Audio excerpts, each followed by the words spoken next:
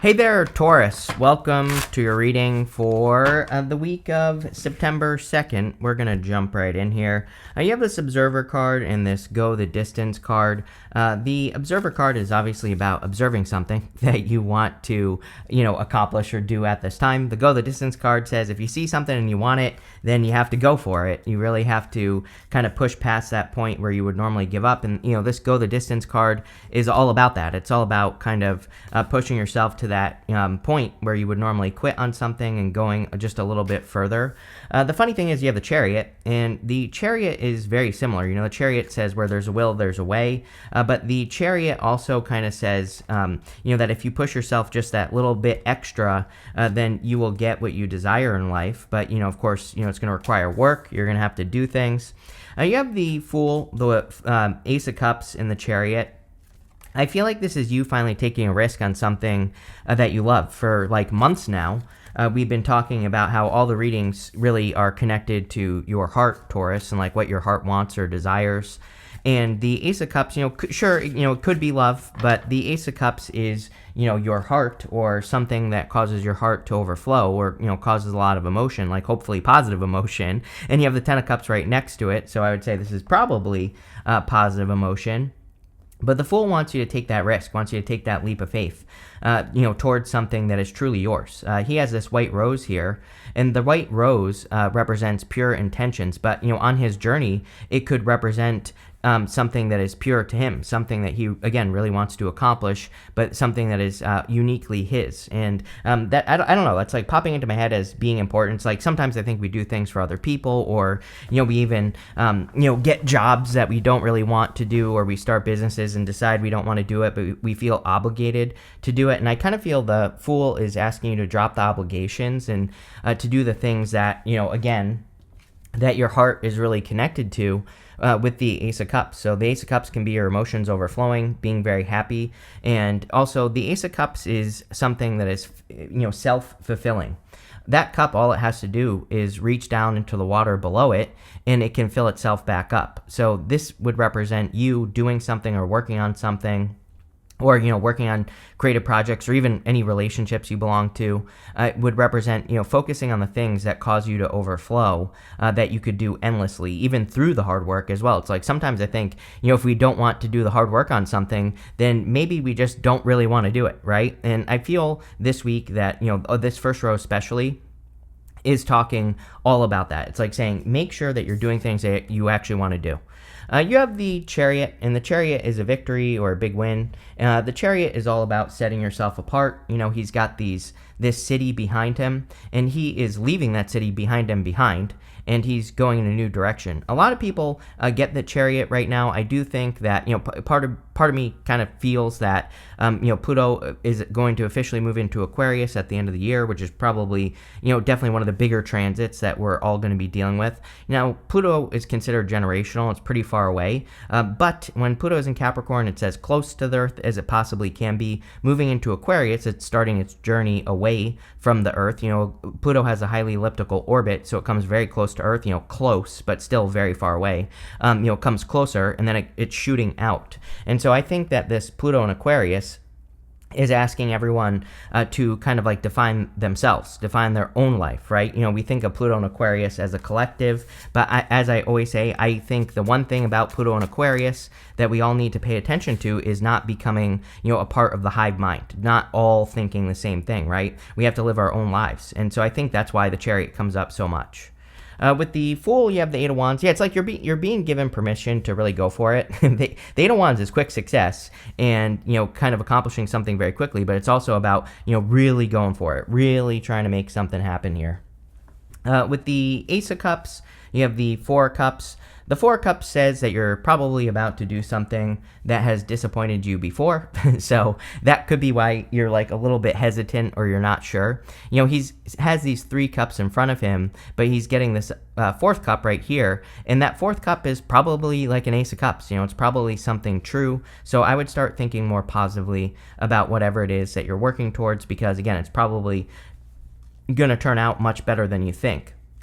With the Chariot, you have the Five of Cups. Again, definitely have been disappointed before. I think you are moving on to greener pastures, really, is kind of what this reading is getting at. If he turns around, he sees these 2 cups. He also gets the bridge and the castle. I think with the 4 cups and the 5 of cups here, this is all about you releasing past disappointments or the things that didn't work. It's about releasing that part of your story. And I think that you need to look at that. It wouldn't surprise me if some of you Tauruses were doing things like right now that you did many years ago. It's like, let's say you had a job like 20 years ago. It's like a lot of the things that you're working on right now could be very similar, or it's like maybe you're using some of your same skills that you were like 20 years ago today. Like you could have had a totally different job, right? Like 20 years ago, but what you're doing today might be similar in some way. And again, without knowing your exact situation, obviously I can't give you advice on exactly what you're doing, but what I would say is going up to the 7 of Pentacles. The 7 of Pentacles would say, well, what things did you learn that were worth it, and what things did you learn that weren't worth it? Or does something need like a complete overhaul? You have the 10 of Swords here. It's like, sure, there might be things that you're working on that worked 20 years ago, but those things might not work today. And the 7 of Pentacles with the 10 of Swords is all about like discovering that. And I think with the Chariot, that the Chariot is saying like the true freedom will come from flexibility, which I always say to you, Taurus, or will come from kind of like upgrading your skills or updating your skills, things like that. Next, in the area of what's coming towards you, you have this Forgive card and you have this Observe card. Several signs have had this Forgive card in their reading this week already. And, again, I think that it's a great time for forgiveness. And so releasing anything from the past would be a good idea. How crazy is that as well? I didn't even notice that. You have the Observer card and the Observe card. So it might just be a good week for you to observe your feelings. The 7 of Pentacles would be about analyzing the work that you're doing. So like observing the work that you've done and like really looking at the results that you're getting for the work that you do. So again, that could be another thing that you are observing at this time. Of course, I think it would be a good time to observe people in your life as well. You have the Knight of Swords. Again, a lot of people have had the Knight of Swords this week as well. And so the Knight of Swords is about not rushing. Seems to be a collective energy. I'm still too early in this set of readings to really say that. But, again, a lot of people have had it. And so, whenever I notice those things, I always point them out.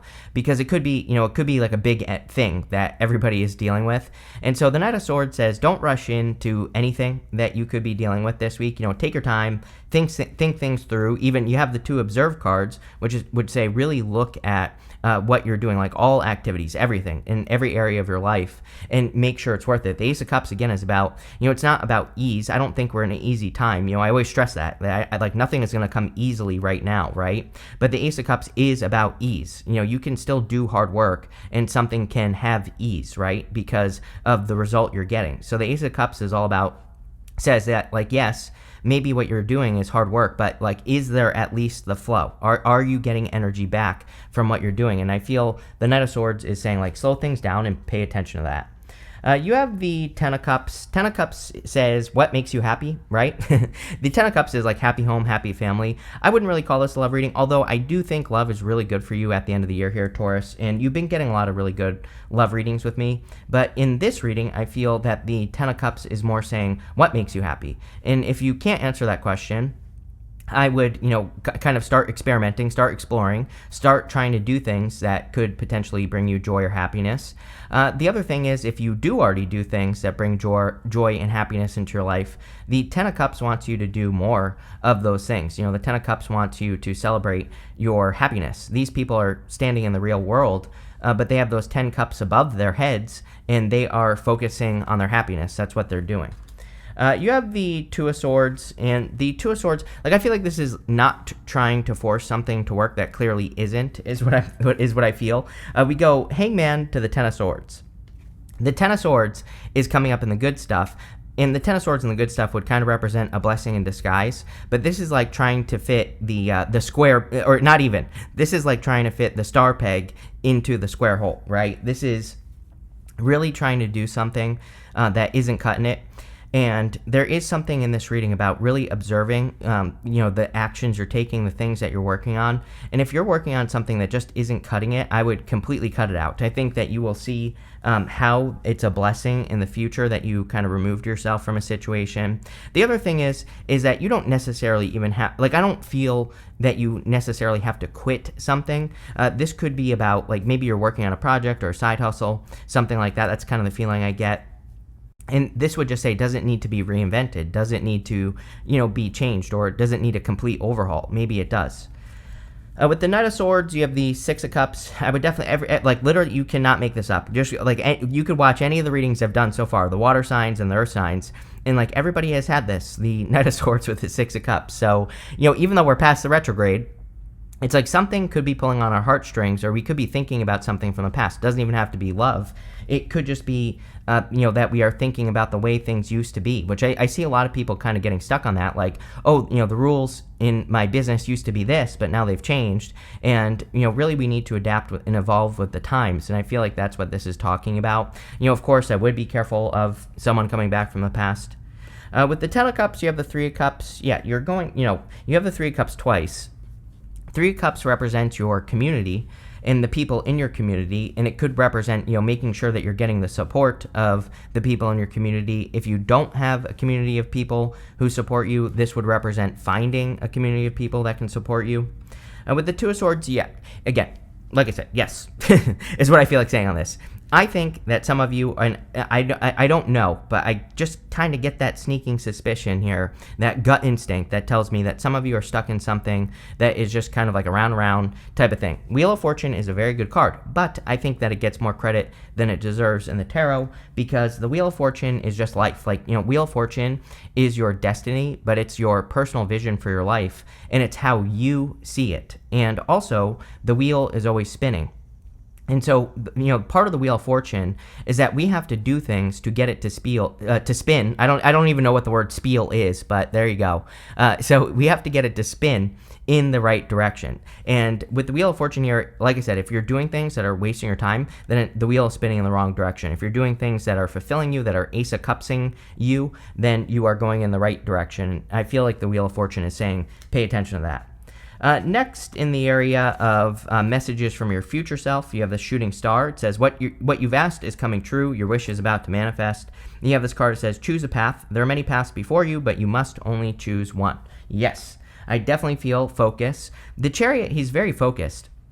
The story of the Chariot is that he's in perfect alignment with his goal, or with what he wants and desires. There's no flip-flopping with how he feels, right? He has these stars in his canopy, these moons on his shoulders, and it represents as above, so below. I always stress that these two sphinxes represent the mysteries of the universe, and they are not attached to the Chariot. He is just trusting that the universe is going to bring him to the right place because he's in alignment. But he does not waver. He is not going back and forth on what he wants. He is focused. He has chosen a path, and he is focused on accomplishing it no matter what. So I think that, kind of having that belief, or really kind of developing that belief system inside yourself, is really important. Next, you have the this is a new deck, and I don't have nails, so I can't get this deck off the table. You have the Seven of Pentacles, the Hangman, and the Two of Wands. The Seven of Pentacles is a change in direction, and so, this is all about analysis, and I think that it's an amazing week for you to slow down, to really analyze the things that you're working on, and making sure that you couldn't be using your energy somewhere else that would be like 10 times more effective. I always bring this up because it changed my life, right?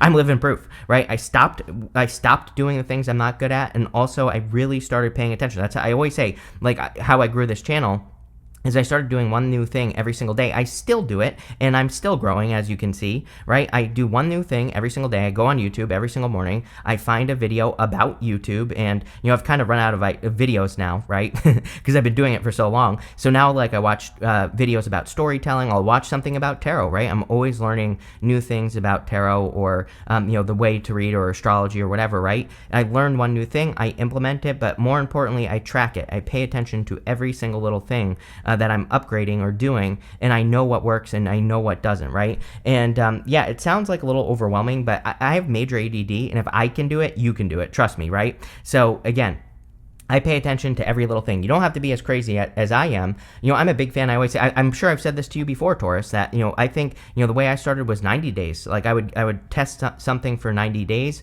At the end of the 90 days, I would say this works or this doesn't, and I would get rid of it, or I would keep doing it. And then I would start a new experiment after 90 days. So now I do 90-day experiments every 90 days, but I do like bigger experiments, not so much little things. So again, the Seven of Pentacles is about like tracking your results. And I do feel you need to do that here. You have the Hangman. The Hangman is about a new perspective. This is kind of what tells me that you might not be necessarily quitting something. You might just be approaching it from a different perspective. Again, if you had a job like 20 years ago, and you're doing the same things you did then today, but things have changed, you could be gaining the new perspective that you need to upgrade your skills, or you could be gaining the new perspective that the way things used to work, it doesn't work like that anymore, and you could be making that change. So again, I don't really necessarily see all of you like just up and quitting something or leaving it behind, but you definitely could be approaching it from a new perspective, and the Hangman kind of says that's how you will find success. You have the Two of Wands, and the Two of Wands is about, sorry, I was petting my dog, and one of her hairs is floating around in here. But anyway, the Two of Wands is about trying something new. He needs to get out into the world. Again, he has a limited perspective. The story of the Two of Wands is that he rushed to a finish line. He's standing at the top of this castle, and he has the whole world in his hands, but he's just looking at the world in front of him. He's not so he's only looking at a limited perspective. And I really feel your future self is trying to get you to broaden your horizons, open up, because again, who knows what you're going to discover. I think it's going to be really good. You have the Shooting Star card that says what you've asked for is coming true. Your wish is about to manifest. With the Seven of Pentacles, you have the Queen of Pentacles. We only have so many resources throughout every single day. These resources could be time, effort, energy, pretty much anything. And the Queen of Pentacles and the Seven of Pentacles is saying you need to look at your energetic resources, not just financial, and say like, okay, this is worth it because I put this much energy into it and I get more out, right? That's what you should be looking for. With the Hangman, you have the Two of Cups. Yeah, like I said, a little bit of love. Love has been really good for you. I'm pretty sure it was either your monthly reading or the end of the year reading. I can't remember which one, but one of them had really good love stuff in it. So if you want love, there could be like a perfect match coming in for you. With the Two of Wands, you have the three of Wands. Like, what are you waiting for? Also, it's funny because I look at the Two of Wands and Three of Wands as very similar cards. They both can represent foresight or looking into the future.